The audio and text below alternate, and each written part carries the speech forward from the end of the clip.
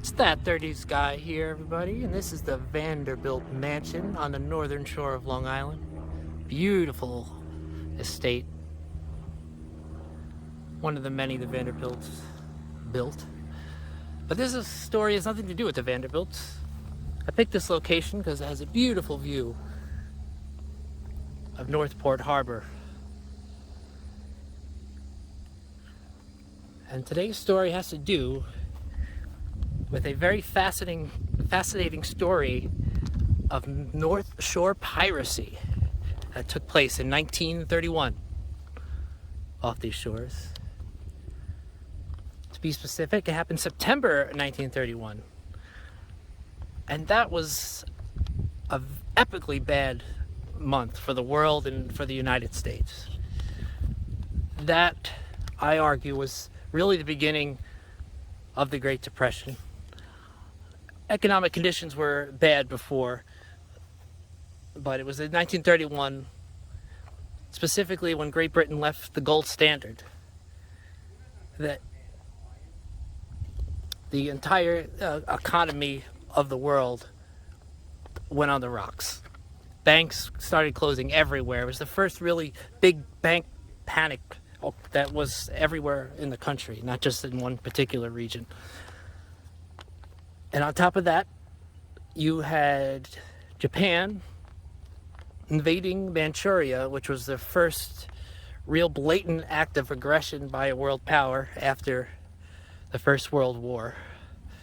It really was the first, what historians consider the first event to lead up to the Second World War, because Japan took over a part of China, nobody did anything about it. It set a very bad precedent. And also, the same week that this happened, you had the Thalia Massey, a debutante who lived in Hawaii. There was it's a long story. I can't really get into this story, but it was a famous story because she falsely accused 5 men, native Hawaiians, of raping her. The story was completely false. They were all exonerated, but one of them wound up dying when they were trying to torture a confession out of him. But that's a whole other book's worth of a story. We're going to talk about 2 rich, young Connecticut people. Connecticut's across the way. Can't really see it. A little too hazy out today. But they had a 38-foot yacht, and they liked to come to Northport Harbor. His name was Benjamin Collings, 38 years old, son of a prominent, very rich doctor who had homes in New England and Hot Springs, Arkansas. And his 28-year-old wife, her name was Lillian Chelius Collings, also rich. Both of them were college graduates, which was not very common back then. He went to Yale. She went to women's college. I can't remember the name of it, in Massachusetts. But yes, both of them were wealthy. He had not even had a job in over 10 years. Supposedly, he was living on, quote, investments. So he was basically living on money probably from his father. If not, maybe he made some good Wall Street deals in the early 20s and was able to sit on them. But either way, he was what they called the idle rich. And he had his yacht here. Him and his wife, and they had a 5-year-old daughter named Barbara. They set anchor. We're going to spend a nice, relaxing night in the harbor, when suddenly 2 men in a canoe, one an older man, he was, they say, at least in his 50s, and a teenager that was with him. They pulled up alongside Mr. Collins' yacht and hopped on board. And they demanded Well, first they asked him if he would be kind enough to take them across the Sound to Norwich, Connecticut. Now keep in mind, this is happening at around midnight. Very strange time. These two men woke Benjamin up to tell this to him. His wife and his daughter stayed below. They offered him $100 to take him there. And you could imagine his response. He's probably said something like, this is not a ferry service, so why don't you pay somebody else to take you there? I'm enjoying a trip with my family, or something along those lines. But then the two men put the carrot away and took out the stick. The stick was a gun.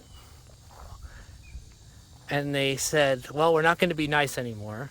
You're going to take us to Norwich, Connecticut, which is like directly across the Sound. So, and the funny part is this isn't even the strange part of the story. It gets weirder. Well, eventually, I guess for the benefit of his family, he gives in and he pulls anchor and heads out of the harbor, which it's a bit of a cove here.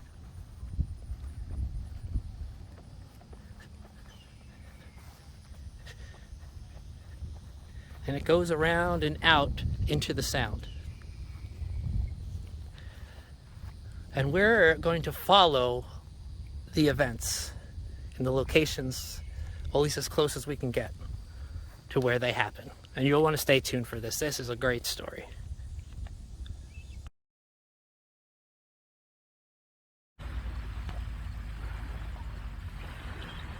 And here we'll continue our story as we look at this bird hanging out on a rock, Long Island Sound. Looks like a very relaxing place to be. But anyway, going back to the story. Over here, well, down that way, let me switch it back to this nice landscape here. That's the exit to Northport Harbor. And that's where they were headed to take these pirates, canoe pirates, to Norwalk, which is directly across from where we are in Connecticut, way over there. And he took them out of the harbor and he assured his wife Lillian that everything was going to be okay. He's going to just do what they want him to do. Don't be worried, just stay below with Barbara, their daughter, who may or may not have been sleeping. There's conflicting accounts about that. But anyway, she stayed below with the daughter. He stayed above. Now,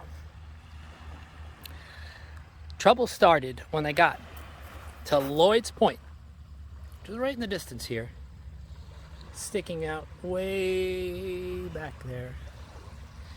They were about a half a mile out, maybe where this boat is over here about,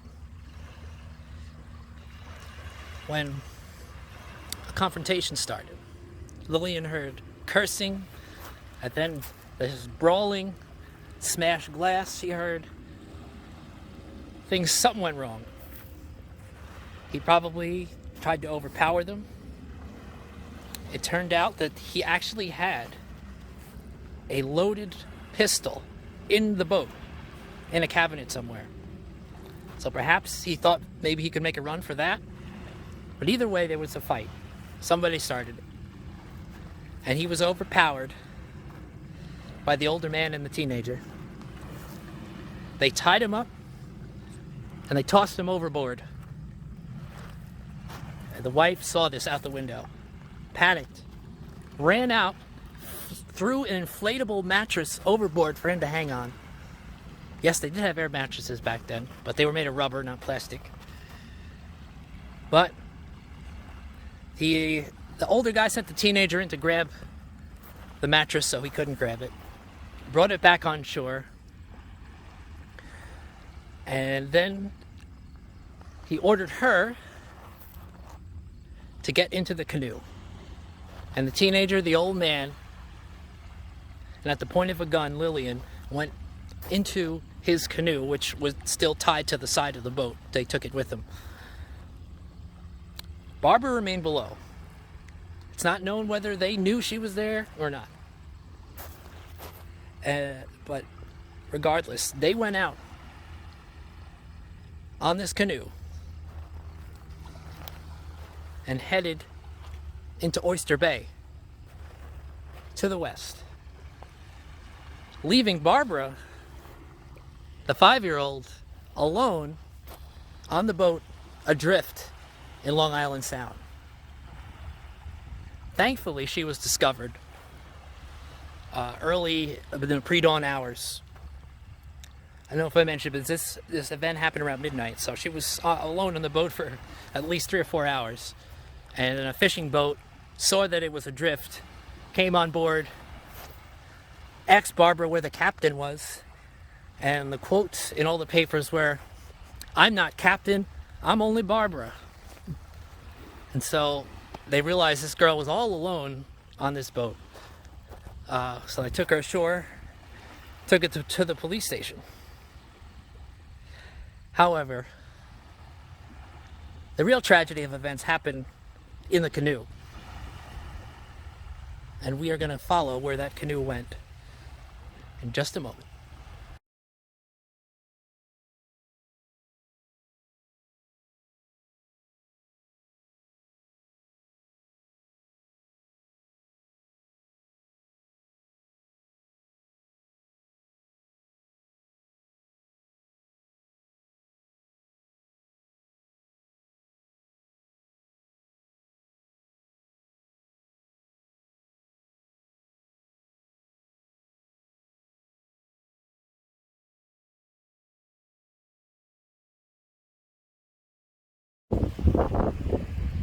And here we are on the western side of Lloyd's Neck, a peninsula off the North Fork.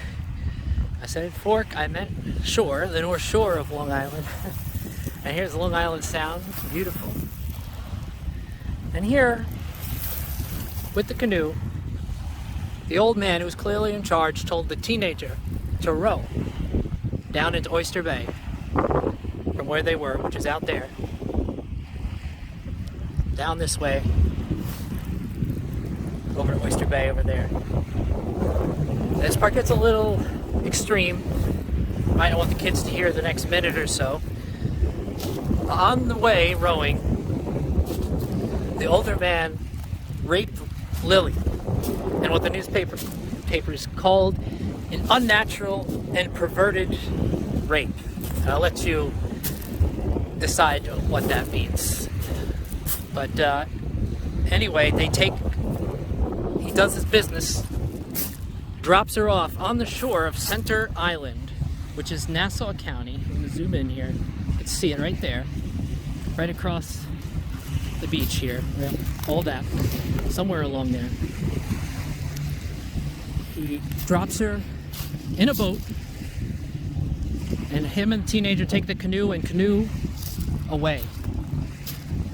She said they just canoed into the Sound. They left her in a motorboat, a stranger's motorboat, wrapped her in towels because her outfit was kind of shredded up. The towels were from the Hotel Charles. They said it on them. Popular thing to do in the 30s. They were from, which is a hotel in Springfield, Massachusetts. It was found out later on. Towels, they really couldn't trace anything from the towels because they get stolen all the time. It's pretty common practice. But anyway, they left her on this boat. The boat turned out to be owned by the mayor of Bayville, which is a town right by Center Island, right next to it. But anyway, the next morning she finds someone, during daybreak, she finds someone to help her. Police come, take her. She tells the story. This is to the Nassau police, because this is Nassau County. I should have mentioned that. On Center Island over there, it's a different county than what I'm standing in right now, Suffolk County. But across the water there is Nassau. Yeah, Suffolk, Nassau. And the police don't believe her story. She said that she almost thought they were going to laugh at her because they didn't believe it just seemed too outrageous to them that this happened. She did have a medical exam because she claimed rape. But the medical exam, they said and this was what the doctor said. I'm not a medical expert. He said he couldn't tell if this was a rape or consensual because it was an unnatural, perverted type of sex, not normal. So he said he couldn't conclude whether it was forced or not. So they didn't give her credit on that. The story, they still didn't believe it after they found the boat and Barbara. Their first instinct was rum running, because this is Prohibition. Prohibition was repealed to 33 2 years later. And Long Island Sound was a major highway for Prohibition traffic. So that would always be, when there was a crime, a murder, that was always the first inclination. So they look into that. Can't really find any sort of connection to that. So their next thing is that it's some kind of a love triangle. They think she murdered her husband to get with some other guy. And she's incensed. Her parents and her in-laws are incensed. They can only hold her for 48 hours, then she goes back to Stanford because habeas corpus. And the police look into the boat. They have no idea what this is all about. The kid doesn't give them any answers. The officer said every story that the 5-year-old tells is different, so they don't know what to believe what she says. And they also get thrown off because in the shoes of the girl, before she left to try to rescue her husband, she put her expensive diamonds in the tips of the shoes of the girl. So when they found the girl, they found diamonds in her shoes. So that, you know, they don't know what to think about this. It's just a mess. The Nassau County guy actually believes her, but there's a fight going on between Suffolk and Nassau over who gets jurisdiction over this, because the boat was commandeered in Suffolk, but the woman was found in Nassau.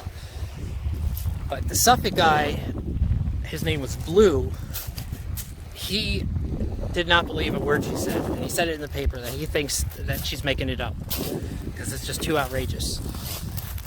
And it takes some more events to get them to finally start to believe Lillian that this really happened.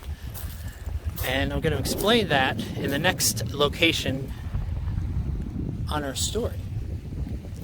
Oh, and I should mention before we go, another thing is they did not find the body yet. And they said by, a few days out that the body should be floating, should come ashore soon. So that also increased their suspicions that she was lying. But you will see in just a moment exactly how this tale ended, or sort of ended.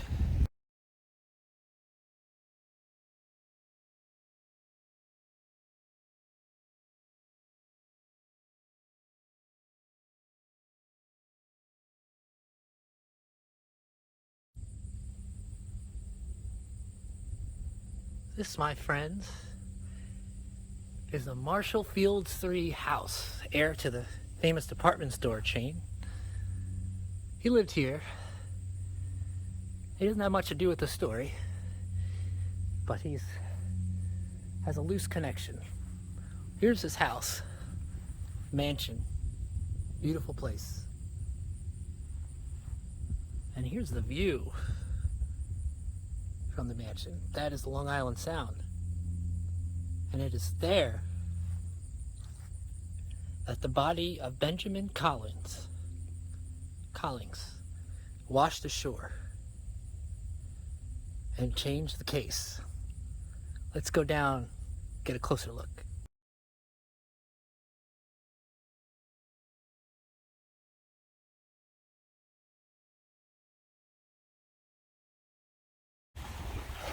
It was right about here, ladies and gentlemen, where Benjamin Collins' body was found by someone who worked at the estate, Marshall Fields, that we're just looking at. I said it was found right in front of the bathhouse, which is right there, or at least close to it. And there's the bathhouse. There's the water. So somewhere along this shore here,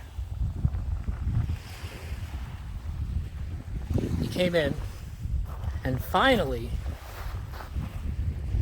even the DA in Suffolk County began to believe Lillian's story, because he was wearing the exact outfit to the shoes that she said he was wearing. In addition, just before that, they found the canoe that she talked about. It was actually found in Oyster Bay, a little bit to the west. It was the exact color, the exact way she described it. So now, the doubts were put aside, for the most part. She was still the only witness to the story. So. But another interesting thing they found on the body was that the ropes that tied him were not what they called sailor's knots. They were not professional knots, not somebody would make who was on the sea as a job. It was just regular knots any common person would do. And they were also extremely tight, so they doubt that Lillian would have been able to tie knots that tight. I should have mentioned the date. The date was September 16th. So this is now 6 days after the pirate attack.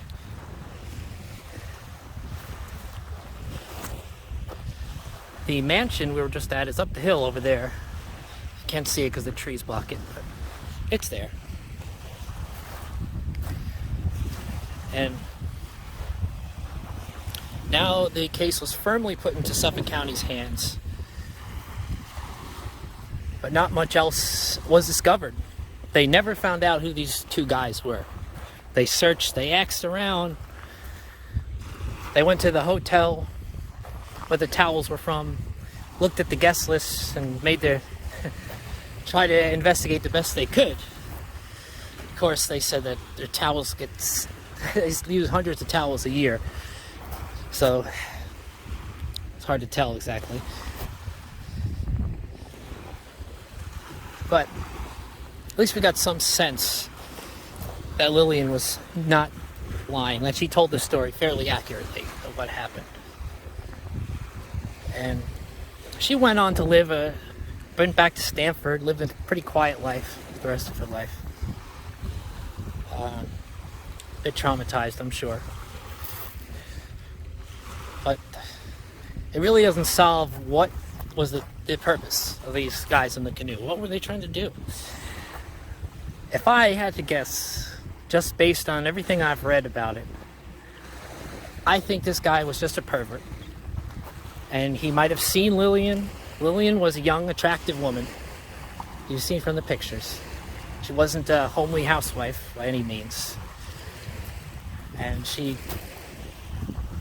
probably seen her on the boat or, from the shore and followed her to that boat and just waited for the best opportunity where he could take advantage of her. And so he made up the Norwalk story, in my opinion, probably so he can get offshore, because they went offshore a little bit before the confrontation happened.